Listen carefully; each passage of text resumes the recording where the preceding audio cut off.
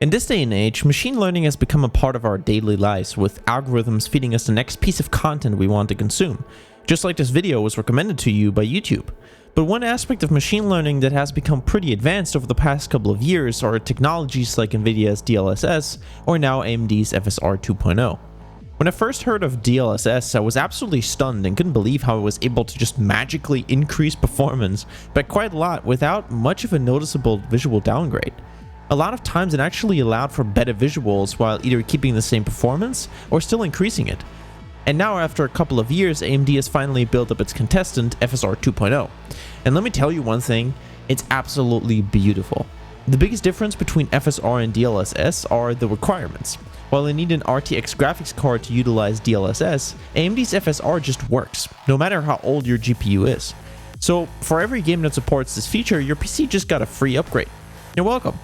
And today we'll look at one specific example that has been made possible by modders, Cyberpunk 2077. The modding community never seems to disappoint when it comes to making great things possible, because shortly after AMD released the source code for FSR 2.0, an avid modder by the name of Potato of Doom 1337, great name by the way, got to work and released a mod that made it possible to utilize this new technology in Cyberpunk 2077. Basically, what he did was to create a DLL that replaced Cyberpunk's DLSS with FSR 2.0 and made it possible for anyone to turn it on no matter which GPU you have. He even updated the mod with a config in order to possibly utilize this mod in other games. And yet the installation honestly couldn't be any easier. Simply download the archive from Nexus Mods, extract the folder in the WinRAR file into your Cyberpunk 2077 installation directory, and run the registry entry called Enable Signature Overdrive. I'm very careful when it comes to registry edits, but by simply taking a look at what the file does, there's nothing to worry about. And that's it. You should now be able to boot up Cyberpunk and choose the DLSS setting in your options menu. This is a game changer for me and probably also helps out many other people as well. Without this FSR 2.0, I wouldn't be able to properly run Cyberpunk in native 1080p while still having nice settings. It would be playable, sure. I mean, I played through the entire game, but frame drops below 60 in a first-person shooter are never great. And playing below your native resolution is a noticeable visual downgrade.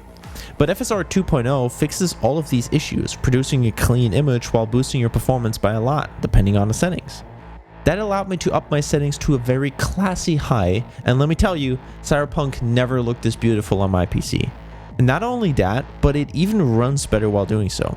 Standing in the same place and putting FSR 2.0 unbalanced results in a boost of almost 30 FPS, going from 48 to 70. An incredible result, considering that I didn't have to do anything or upgrade my hardware. But let's look at another example that recently got support for FSR 2.0 by the power of modding, Dying Light 2. The long-awaited sequel to a banger of a co-op game ran alright on PC.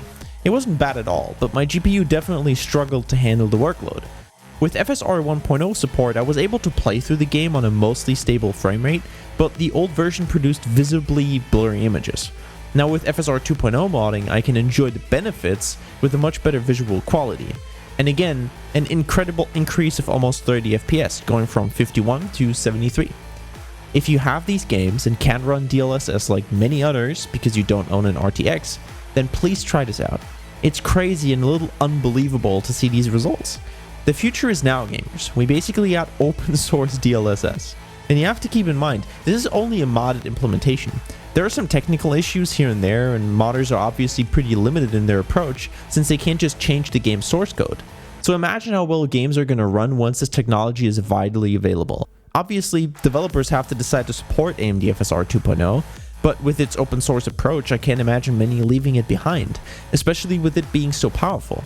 But we'll see what the future brings. For now, enjoy this little mod and test it out in your game of choice. There seems to be a pretty good version for Metro Exodus as well, and I will try my luck with the Guardians of the Galaxy by changing the config a little bit. If I make any progress, I'll let you know. But for now, I wish you a great rest of your day and hope to see you next time. Take care.